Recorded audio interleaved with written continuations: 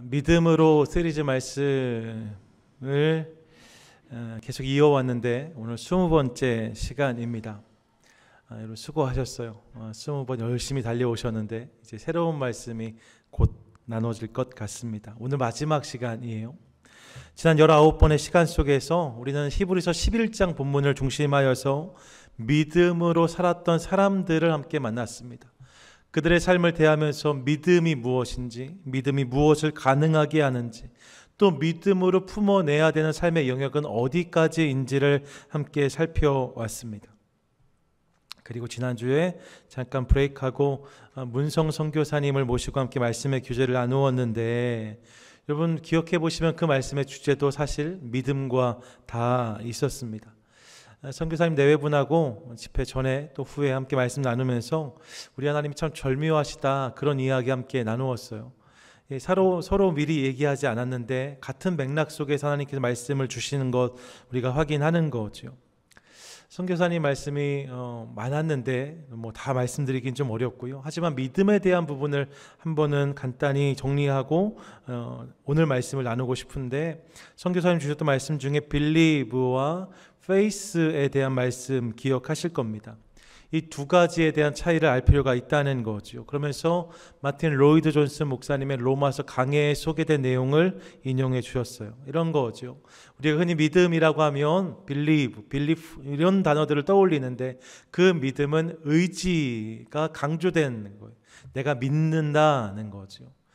근데 사실 그것도 믿음이지만 성경이 우리에게 권하는 믿음은 faith, 이 faith는 보다 총체적으로 이해할 필요가 있다고 말씀하셨어요. 그러면서 이 faith를 구성하는 세 가지 요소가 있는데, 첫 번째가 지적인 알미예요. 내가 말씀을 들어 알고 말씀을 읽어서 아는 그 아는 과정이 필요하고, 내가 안 것에 대해서 내 안에 동의가 일어나야 되고, 그렇게 동의하는 나의 삶 가운데 성령이 역사하심으로 내 삶 가운데 일어나는 반응, 그게 믿음, faith라는 거죠. 우리 삶에 이런 믿음이 있으면 좋겠다 생각해 봅니다. 그동안 살폈던 믿음의 사람들은 그런 믿음의 삶을 산 사람들이라고 할 수 있습니다. 여러분 그동안 살폈던 믿음의 사람들 기억나세요? 가장 먼저 살폈던 사람 누구였죠? 아벨이었습니다. 두 번째 사람 혹시 기억나세요? 에녹이었습니다. 저희 한 내년쯤 다시 한번 믿음으로 에녹이었습니다. 그 다음에 만났던 사람은 노아였습니다. 그리고 아브라함, 사라, 이삭, 야곱, 요셉, 모세, 그리고 이스라엘 백성들, 라합, 사사들과 선지자들, 그리고 마지막 시간 믿음으로 고난을 선택한 사람들까지를 우리가 함께 나누었습니다. 여러분 그들은 하나같이 이 faith로 산 사람들이었어요. 하나님에 대해 알았고 그 하나님을 신뢰했으며, 그런 그들의 삶 가운데 하나님이 역사하심으로, 하나님께서 은혜를 주심으로 믿음의 거인된 인생을 살았던 이들이 바로 히브리서 11장에서 만난 이들이었습니다. 그래서 히브리서 11장을 어떤 이들은 믿음의 전당이라고 말해요. 믿음의 영광, 믿음의 영예를 누렸던 사람들, 믿음이란 말로 소개될 수 있는 사람들이 히브리서 11장에서 언급되는 이들이라는 거죠. 대단한 믿음의 사람들이라고 할 수 있습니다. 그런 인생들을 쭉 열거한 다음에, 그리고 나서 오늘 12장 1절은 이러므로로 시작됩니다. 그러면서 히브리서 11장의 말씀을 토대로 이제 우리에게 한 번 더 믿음에 대해서 말씀하고 있는 것을 확인해요. 1절을 먼저 보시죠. 1절 전반절을 보면 이렇게 말씀하는데 함께 읽겠습니다. 시작. 이러므로 우리에게 구름같이 둘러싼 허다한 증인들이 있으니. 아멘. 11장에서 믿음의 거인들을 만나며 달려왔는데 12장을 열면 성경은 이러므로 라고 한 다음에 그런 이유로, 그 때문에 우리에게 구름같이 둘러싼 허다한 증인들이 있다고 말씀해요. 허다한 증인들이 있답니다. 여러분 허다하다는 것은 많다는 의미예요. 많은 믿음의 증인들이 있다는 거죠. 이 표현을 통해서 우리는 기본적으로 히브리서 11장에서 만났던 몇몇 사람들만 믿음의 사람들은 아니라는 것을 깨닫습니다. 여러분, 우리가 살폈던 굵직굵직한 믿음의 사람들이 있었잖아요. 그런데 그들만 믿음의 사람이 아니래요. 그들만 믿음의 증인이 아니랍니다. 그들 외에도 믿음으로 살았던 수없이 많은 사람들이 있다는 것을 확인합니다. 허다한 이들이 있답니다. 이 허다한 믿음의 증인들, 이 말씀이 저에게 은혜가 되고 또 격려가 됩니다.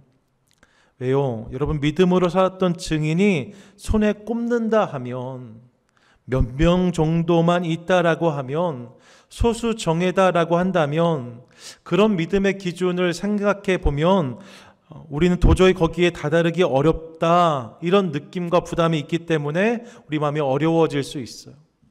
지금까지 살았던 믿음의 사람들이 한 1000명쯤 된다, 한 10,000명쯤 된다 하시면 우리 마음은 한켠 무거워지는 거죠. 내가 거기에 들어갈 수 있을까? 내가 그런 믿음의 사람이 될 수 있을까? 이런 부담감이 있을 수 있습니다. 그런데 성경은 믿음의 삶을 살았던 이들이 그 정도가 아니라 허다하다고 말씀해요. 믿음에 대한 엘리트 그룹이 따로 있지 않다고 하십니다. 특별한 자격이나 기준, 여러분 좋은 명문대 딱 시험 봐서 그만큼만 뽑잖아요. 그런 게 아니라는 거예요. 허다한 믿음의 사람들이 있답니다. 수많은 믿음의 인생들이 있다는 거예요. 수많은 인생들을 하나님은 믿음으로 받으셨다는 거죠. 디모데전서 2장 4절의 말씀을 보면 우리 하나님은 모든 사람이 구원받기를 원하시는 분이라고 말씀합니다. 모든 이들이 구원받기를 원하세요. 모든 이들이 믿음의 사람들이 되기를 원하세요. 그래서 완전하지 않아도, 연약하고 부족해도 그 모든 이들을 믿음으로 보고 받으시는 하나님을 깨닫습니다.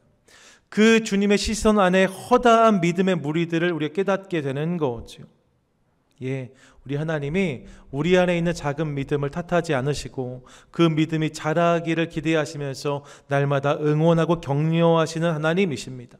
그 하나님의 열심과 열정, 긍휼의 결과가 허다한 믿음의 증인들이라는 거예요.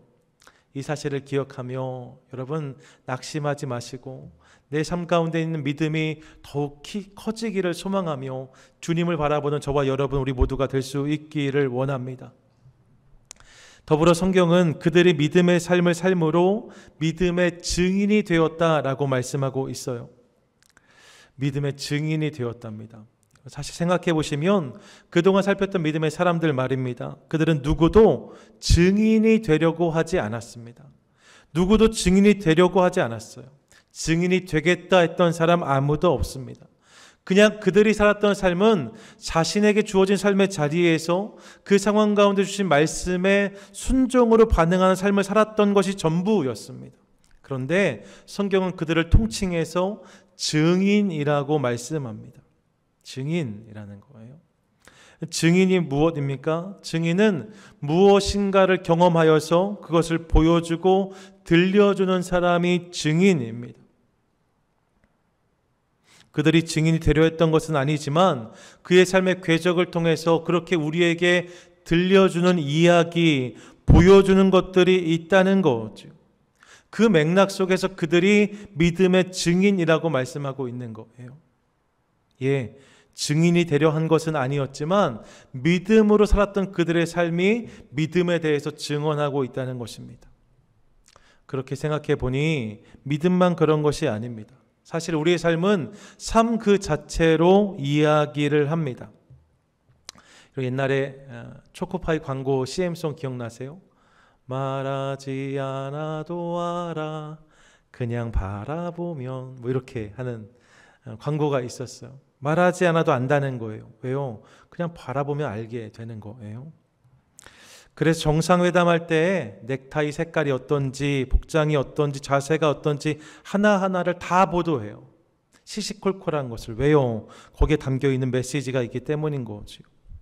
옛날 어른들은 그렇기 때문에 예배 안에는 모자도 벗으라고 했어요. 다리도 풀라고 했어요. 껌도 씹지 말라고 했어요. 왜요? 예, 그 모습이 보여주는 메시지가 있기 때문인 거죠. 오늘은 광복 76주년입니다. 그 시대, 그 시간을 살았던 사람들도 그 삶을 통해서 우리에게 전달하는 메시지가 있어요. 그들은 몰랐을 거예요. 하지만 그날 그 시간을 살았던 이들의 삶을 통해서 그들은 우리에게 증언해요. 나라야 어찌되든 나만 배모르면 된다 살았던 사람들은 그 결정이 얼마나 수치스럽고 창피한 것인지를 우리에게 증언합니다. 그런가 하면 어떤 이는 자기 목숨을 내놓고 조국을 사랑하고 동포를 위함으로 그렇게 애국하는 것이 얼마나 영예로운 것인지를 우리에게 증언하고 있습니다.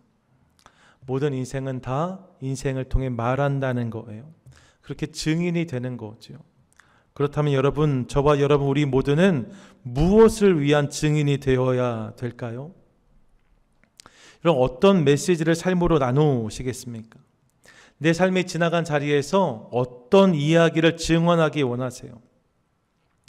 혹시 내가 지나간 자리에 우리의 자녀들이, 우리 후손들이 우리 삶을 보면서 인생 뭐 있나 매일매일 즐기면 되지 이 정도 증언을 듣는다면, 혹은 뭐니 해도 인생에선 뭐니가 최고지 이 정도의 증언을 듣는다면, 혹은 세상에 믿을 사람은 하나도 없더라 이런 증언을 듣는다면, 그럼 그냥 세상 사람들은 그럴 수 있어요. 하지만 믿음의 삶을 살고 있는 저와 여러분은 이 정도는 아쉽지 않나 생각해 봅니다. 저는 우리 삶을 통해서 믿음의 증언이 남을 수 있기를 원해요. 우리 어머니를 보니 힘든 일을 만나면 언제나 기도하셨어. 그런 일을 만나면 기도하는 게 맞지, 이런 이야기 말입니다.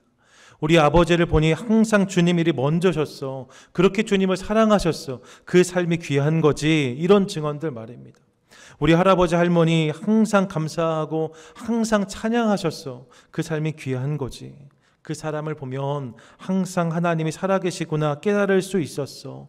이런 이야기들이 우리 인생을 통해서 증언될 수 있다면 얼마나 근사할까 생각해 봅니다. 바라기는 오늘 내 삶을 다잡는 것을 통하여서, 여러분 이전에 어떻게 사셨는지는 상관하지 않아요. 오늘 이후에 우리 삶이 다잡히는 것을 통하여서 그렇게 주님께서 원하시는 증언과 메시지를 삶으로 전달하는 저와 여러분 우리 모두가 될 수 있기를 원합니다. 아멘. 자, 우리 앞에 믿음으로 살았던 허다한 증인들이 있다고 말씀드렸어요. 그러면서 오늘 본문은 이제 시선을 그들에게서 우리로 옮겨오고 있습니다. 믿음의 인생을 우리가 계속 살피며 달려왔는데 이제 우리는, 나는 어떻게 믿음으로 살아야 되는가, 오늘 그 말씀을 하고 있는 거죠. 여러분 어떻게 그 믿음의 여정, 믿음의 인생을 살 수 있을까요? 오늘 본문은 크게 세 가지를 우리에게 도전하는데 그 말씀 그대로 받도록 하겠습니다. 첫 번째, 믿음의 여정을 잘 감당하기 위해서 성경 우리에게 이렇게 말씀하는데 벗어버리라고 말씀해요. 따라하시지요. 벗어버리라, 벗어버리라. 히브리서 12장 1절인데요. 우리 빨간색 글씨만 같이 한번 읽겠습니다. 함께 읽습니다. 시작. 모든 무거운 것과 얽매이기 쉬운 죄를 벗어버리고. 아멘. 벗어버리는 것, 그것이 믿음의 여정을 시작하는 첫 번째 자세이자 태도여야 한다고 성경은 말씀합니다. 여러분 믿음은요, 예수 그리스도로부터 시작되어져요. 그분을 만날 때 우리 인생의 믿음이 시작되는 거죠. 이 사실은 분명합니다. 그런데 그렇게 시작된 믿음의 여정에 있어서 첫 번째 자세와 태도, 그것은 이것이 되어야 된다라고 성경이 말씀하고 있는 거예요. 어떤 모습이요? 벗어버리는 것. 벗어버리는 것, 다른 말로 하면 내려놓는 것입니다. 비우는 것입니다. 그것이 믿음의 인생의 첫 번째 자세이자 태도라고 성경은 말씀하고 있습니다. 벗어버리는 것. 그럼 무엇을 벗어버려야 될까요? 성경을 보니까 모든 무거운 것과 얽매이기 쉬운 죄를 벗어버리라고 말씀합니다. 먼저 죄를 벗어버리는 것, 그것이 믿음의 여정의 첫 번째 단추다라고 말씀해요. 주님을 만나고 믿음의 삶이 시작된 이들의 첫 번째 반응은 죄에서 떠나는 것이었답니다. 예, 아브람도 죄의 땅 갈대아 우르를 떠났습니다. 모세도 애굽을 떠났습니다. 신약에 보시면 예수님을 만났던 이들의 공통된 반응 중 하나는 회개하며 돌이키는 것이었습니다. 내 안에 믿음의 여정이 시작되어지면 죄에서 떠나게 됩니다. 죄에서 떠나는 것을 통해서 믿음의 여정이 출발되어지는 거죠. 물론 여러분, 이 돌이킴이 죄에 대한 완전한 해방, 완전한 자유를 의미하는 것은 아닙니다. 한 번 회개하고 돌이켰다고 평생 단 한 번도 죄를 짓지 않았다거나 실수하지 않았다, 성경은 그런 이야기하지 않습니다. 믿음으로 살았던 이들도 그들의 삶 가운데 인간적인 실수와 연약한 모습들을 담고 있는 것을 우리가 확인합니다. 여러분, 그런 모습들이 있어요. 하지만 그렇다고 해서 죄를 만끽하며 동시에 믿음의 삶을 살았던 사람은 단 한 사람도 없습니다. 믿음의 여정을 출발하고도 실수할 수 있어요. 넘어질 수 있어요. 그럴 수 있다는 거예요. 하지만 죄를 만끽하면서 내가 지금 짓고 있는 모든 죄들을 그대로 껴안고 믿음의 여정을 살 수는 없다는 거죠. 여러분, 죄를 즐기면서 주님을 따를 수 있는 인생은 없어요. 주님 손 붙잡고 가다 보면 이렇게 저렇게 여기저기 부딪힐 수 있습니다. 하지만 주님 손을 붙잡고 있기 때문에 주님을 따라가고 있는 거예요. 부딪히고 때로 흔들리고 넘어지지만 내가 붙잡은 분이 주님이시니까 그분이 이끄시는 곳을 향해 나아가는 거죠. 그런데 말입니다, 아예 주님이 아니라 다른 이의 손을 붙잡고 있다면, 죄의 손을 붙잡고 있다면 여러분, 그렇게 하고는 주님을 따라갈 수 없다는 거예요. 그 손을 놓아야 주님을 쫓아갈 수 있는 거잖아요. 죄와 잡았던 손을 놓는 것, 죄에서 떠나는 것, 그것이 믿음의 여정의 시작이랍니다. 이 사실을 기억하기 원해요. 또 한 가지 벗어버려야 될 것이 있는데 성경은 그것이 무거운 것이라고 말씀해요. 무거운 것, 이 부분을 공동번역과 표준 세번역에서는 짐이란 단어로 번역했어요. 무거운 짐을 벗어버리라는 거죠. 짐을 벗어버려야 된답니다. 여러분, 짐은 죄는 아니에요. 하지만 이 짐 역시 믿음의 여정을 출발하기 위해 우리가 벗어버려야 될 것들 중 하나라는 사실을 기억하고 싶습니다.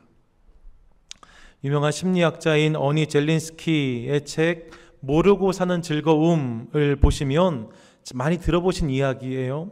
우리의 걱정은 이런 것들로 이루어져 있는데, 우리 걱정 중에 40%는 절대로 일어나지 않을 일, 30%는 이미 일어난 일, 22%는 사소해서 걱정의 거리가 안 되는 일, 4%는 우리의 힘으로 도저히 어쩔 수 없는 일들이라고 하잖아요. 우리가 하는 걱정 중에 그래서 오직 4%만이 우리의 인생의 유의미한 걱정이다라고 이야기하거든요. 쉽게 말하면 우리 삶에 있는 걱정은 대부분 쓸데가 없다는 거예요. 그런데 그런 짐을 떠안고 가는 인생들이 있어요. 다시 말씀드려요. 여러분, 그것은 그 자체로 죄는 아니에요. 걱정할 수 있잖아요. 근심할 수 있잖아요. 여러분, 죄는 아니에요. 하지만 많은 짐은 여행을 불편하게 만들어요. 제가 좀 그렇거든요. 제가 어디 가면 하루를 가도 막 캐리어에 바리바리 싸들고 가요. 여러 가지 생각을 하는 거예요. 어서 물이라도 맞으면 뭐라도 하면 옷이 몇 개는 필요하지 않을까. 그래서 짐을 바리바리 싸는데, 그러면 저희 부모님은 저에게 늘 말씀하셨어요. 전쟁 났냐? 이렇게 물으셨거든요. 그런 거죠. 많은 짐은 여행을 불편하게 합니다. 짐이 너무 많아지면 정작 가야 될 길을 갈 수가 없습니다. 그래서 성경 그 짐을 벗어버리라고 말씀해요. 우리 삶에 있는 걱정, 근심, 염려, 의심, 이런 것들을 벗어버려야 믿음의 여정을 넉넉히 감당할 수 있다는 것이지요. 사랑하는 여러분, 이 말씀 기억하도록 하겠습니다. 믿음의 여정 첫 번째 자세는 벗어버리는 것이랍니다. 죄를 벗어버리고 짐을 벗어버릴 때 이 믿음의 여정을 잘 감당할 수 있답니다. 이 사실을 기억하며 벗어버리는 것으로 믿음의 여정을 걸어가는 저와 여러분, 우리 모두가 될 수 있기를 원합니다. 둘째로, 믿음의 여정을 출발하는 우리에게, 성경은 우리에게 필요한 자세와 태도로 경주하라고 말씀해요. 따라하시지요. 경주하라, 경주하라. 12장 1절인데 빨간 글씨 우리 한 번 더 읽겠습니다. 시작. 인내로써 우리의 앞에 당한 경주를 하며. 죄를 벗어버리라 한 다음에 이제 경주하라고 말씀해요. 마라톤 선수가 말입니다. 옷, 신발 이렇게 해서 자기 몸에 100g의 무게가 더해질 때마다 에너지 소모량이 1%씩 늘어난대요. 100g의 무게가 늘어나면 에너지가 1%가 더 필요하다는 거예요. 여러분, 그렇기 때문에 최대한 많이 벗어버리는 거죠. 벗어버리라고 하는 이유는 어디에 있어요? 잘 경주하기 위함이에요. 더 잘 달리기 위해 벗어버려야 된다는 거죠. 예, 벗었다면 이제 경주를 시작해야 된다라고 성경은 말씀합니다. 경주해야 된다는 거예요. 어떤 경주를 해야 됩니까? 성경은 우리 앞에 당한 경주라고 말씀해요. 우리 앞에 놓여진 경주를 잘 감당하라는 거죠. 뉴 킹 제임스 버전 성경을 보니까 이 부분을 이렇게 표현했는데, Let us run with endurance the race that is set before us라고 했습니다. 우리 앞에 세팅되어져 있는, 우리 앞에 놓여져 있는 나에게 주어진 트랙, 나에게 주어진 경주, 나에게 허락된 레이스, 거기서 최선을 다해 뛰어야 된다는 거죠. 여러분, 믿음의 여정이란 어떤 것인가? 믿음의 여정은 하나님이 나에게 주신, 나에게 맡기신 트랙, 그 트랙을 열심히 달리는 것임을 함께 기억하기 원합니다. 주님이 나에게 주신 트랙, 나에게 주신 경주, 그것을 잘 감당하는 게 믿음의 여정이라는 거예요. 다른 사람의 트랙을 보는 것 아닙니다. 다른 사람의 경주를 판단하는 것 아닙니다. 그거는 그 사람 거예요. 나에게 주어진 트랙과 레이스, 그것을 잘 감당하는 것이 믿음의 여정인 거죠. 주님이 나에게 허락하신 소명, 주님이 나에게 맡겨주신 사명, 주님이 나에게 위탁하신 사역, 그것들에 대해서 온전히 반응하고 최선을 다해 감당하는 삶, 그것이 경주하는 삶인 거예요. 노푸트 교회를 목회하셨던 김동호 목사님은 그의 책 경주하는 삶이 아름답다에서 경주하는 삶의 아름다움을 이렇게 설명합니다. 잘 들어보세요. 하나님을 알지 못하는 사람이 절대로 알 수 없는 것이 하나 있습니다. 그것은 자기 자신이 누구인지에 대한 것입니다. 자기가 누구인지, 어디서 왔는지를 알지 못합니다. 하나님 믿지 않는 사람들 말이에요. 내가 누구인지, 어디서 왔는지 알지 못해요. 어디서 왔는지를 알지 못하므로 어디로 가야 할지도 알지 못합니다. 그렇기에 그들의 인생은 필연적으로 방황으로 이어질 수밖에 없습니다. 믿지 않는 자의 인생은 그렇다는 거예요. 하지만 하나님을 믿는 사람들은 자신이 누구인지를 압니다. 어디서 왔는지도 알고 어디로 가야 할지도 압니다. 출발점과 도착점이 분명하기에 신앙인의 삶은 언제나 경주자의 삶이라 할 수 있습니다. 말씀을 듣거나 기도하면서 깨달은 주님의 뜻, 그것이 때론 내 삶의 목표가 되고 내 삶의 표대가 되어서 나로 경주하는 삶을 살게 합니다. 때론 넘어지고 자빠지지만 그럼에도 그것이 나를 즐겁게 합니다. 인생은 표대를 향해 달릴 때 비로소 아름다워진다는 것을 알기 때문입니다 라고 말합니다. 예, 인생은 경주할 때가 아름답다는 거예요. 경주하는 인생이 아름다운데 믿음은 그 경주를 가능하게 한다는 거죠. 이 사실을 기억하며 믿음으로 우리에게 주어진 경주를 잘 감당하는 우리 모두가 될 수 있기를 원합니다. 믿음의 경주를 잘 하셔야 돼요. 그런데 여러분, 한 가지 이 부분에서 더 기억하고 싶은 것이 있는데, 그것은 이 경주를 감당함에 있어서 우리가 붙잡고 가야 될 것이 있다고 성경은 말씀해요. 무엇을 붙잡아야 될까요? 사실 세상의 모든 경주는 대부분 속도가 중요합니다. 얼마나 빨리 갔는가가 승부의 기준이 됩니다. 그래서 대부분 달리기, 이 경주는 시간을 재요. 그 시간으로 승부를 냅니다. 그러다 보니까 결승점에 다다랐을 때 가슴을 활짝 내밀어서 조금이라도 먼저 닿으려는 노력을 하는 모습도 우리가 보곤 합니다. 예, 세상의 경주는 속도가 중요해요. 그런데 본문은 믿음으로 감당하는 경주에 대해서 이야기하며 우리에게 속도를 권하지 않습니다. 속도에 대해서 말하지 않아요. 대신 다른 것을 권하는데 그것이 무엇인가 이렇게 말씀해요. 인내로서. 여러분, 믿음의 경주를 감당하는 데 필요한 것이 뭐라고요? 인내라고요. 이 인내라는 단어의 의미를 보다 잘 알려면 원어 성경을 좀 살필 필요가 있는데, 오늘 원어 성경의 단어가 몇 가지 나오는데 좀 이해해 주십시오. 이 인내란 단어는 휘포모네라는 헬라어 단어예요. 그런데 이 단어는 정확한 의미는 견고히 서다예요. 기대하면서 기다리다, 이게 휘포모네라는 단어입니다. 그러므로 하나님이 나에게 맡겨주신 경주를 감당한 자세가 어때야 되는가? 성경은 속도를 취하라고 말씀하지 않고 흔들리지 않는 기대와 기다림으로 이 경주를 감당하라고 말씀해요. 빨리 가는 게 중요한 게 아니라 흔들리지 않는 믿음으로 기대하며 기다리며 그렇게 이 경주를 감당하는 것이 맞다고 말씀합니다. 예.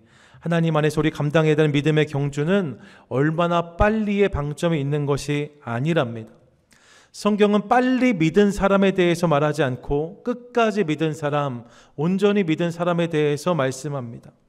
좀 속도가 안 나고 좀 중간중간 멈추고 더딜지라도 주님을 향한 신뢰와 믿음을 포기하지 않고 끝까지 그분을 기다리고 기대했던 인생, 그런 믿음의 여정을 살았던 사람들, 그들을 믿음의 사람이라고 기억하고 있습니다.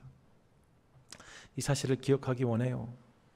종종 보면 자신의 성숙과 성장이 기대만큼 빠르지 않은 것 때문에 속상해하는 분들을 만날 때가 있습니다. 믿음으로 질주했던 사람들을 보면서 난 저렇게 빠르지가 못한데, 난 저 정도 속도가 아닌데, 목사님 제가 여러 해 믿었는데 여전히 그런 저의 모습이 좀 속상합니다, 창피합니다, 그렇게 말씀하시는 분들을 대할 때가 있습니다. 근데 여러분, 그렇지 않다 합니다. 주님 괜찮다고 하세요. 여전히 그 트랙 안에 있다면, 여전히 그 자리에서 흔들리지 않고 주님을 바라보고 있다면, 여전히 주님을 향한 기대가 우리 삶 가운데 있다면 그것으로 충분하다고 하십니다. 믿음의 경주는 그렇게 감당하는 거다라고 말씀하세요. 이 사실을 기억하시면서 여러분, 나에게 맡기신 신앙의 트랙, 사명의 트랙, 헌신의 트랙을 믿음으로 끝까지 잘 감당하는 저와 여러분, 우리 모두가 될 수 있기를 원합니다. 믿음의 여정을 감당하는 우리 자세 두 가지 말씀드렸어요. 첫 번째가 뭐였죠? 벗어버려라. 두 번째는요, 경주하라 였어요. 그리고 이제 마지막 한 가지를 말씀하는데 그것은 바라보라입니다. 따라 하시죠. 바라보라, 바라보라. 여러분, 경주를 할 때 없어서는 안 되는 것 중 하나는 고울입니다. 무조건 달린다고 경주가 되는 게 아니에요. 정확한 방향을 가지고 달리는 게 중요하죠. 그 정확한 방향을 결정하는 게 고울, 바라볼 곳입니다. 성경은 우리에게도 믿음의 경주에 있어서 바라볼 곳이 있다고 말씀하는데 그것이 누구인가? 바로 예수 그리스도라고 말씀해요. 오늘 본문의 2절 말씀인데 함께 읽겠습니다. 시작. 믿음의 주요 또 온전하게 하시는 이인 예수를 바라보자. 그는 그 앞에 있는 기쁨을 위하여 십자가를 참으사 부끄러움을 개의치 아니하시더니 하나님 보좌 우편에 앉으셨느니라. 아멘. 뭘 바라보라고요? 예수를 바라보라고요. 예수를 바라보자라고 말씀하고 있어요. 여러분, 영어에서 see와 look이 다르다는 것 다 아실 거예요. 오늘 본문은 look의 의미인 아포라오라는 단어인데, 헬라어 이 아포라오라는 단어는 보다 풍성한 의미가 있어요. 잘 들어보시면 정확한 의미는 이렇습니다. 다른 것들로부터 눈을 돌려서 어떠한 것을 분명히 주목하는 것, 이게 아포라오예요. 뭐라고요? 다른 것을 바라보고 있던 시선을 거두고 이제 내가 정말로 바라봐야 될 것, 거기에 내 눈을 맞추고 주목하는 것, 이게 아포라오라고요. 예수를 주목하라, 예수를 바라보라, 이렇게 말씀하고 있는 거예요. 믿음의 경주를 감당하기 위해서 이제 다른 곳에 두었던 모든 시선을 거두고 주님을 바라보랍니다. 왜요? 왜 예수를 바라봐야 될까요? 오늘 본문은 그분이 믿음의 주이시기 때문이다라고 말씀해요. 이때 이 주라는 단어가 신약 성경을 좀 많이 들어보신 분들은, 신약에 가장 많이 나오는 주라는 단어는 퀴리오스라는 단어예요. 이 퀴리오스라는 헬라어 단어는 신약 성경에만 725번이 등장합니다. 대부분이 다 이 단어예요. 그런데 오늘 본문의 주라는 단어는 아르케고르라는 단어입니다.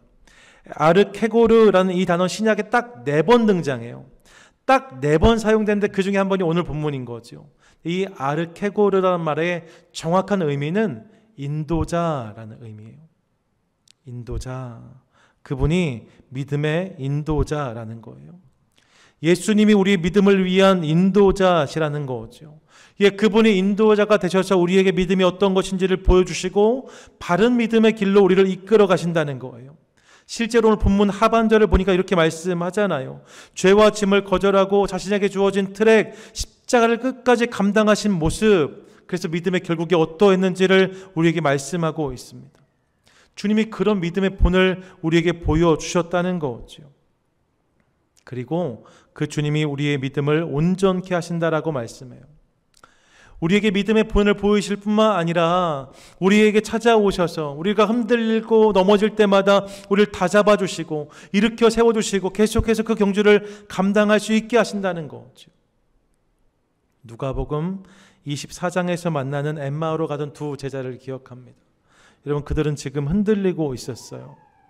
예수님의 십자가와 예수님이 무덤에 들어가신 장면을 보면서 두려움이 찾아왔습니다. 근심이 찾아왔습니다.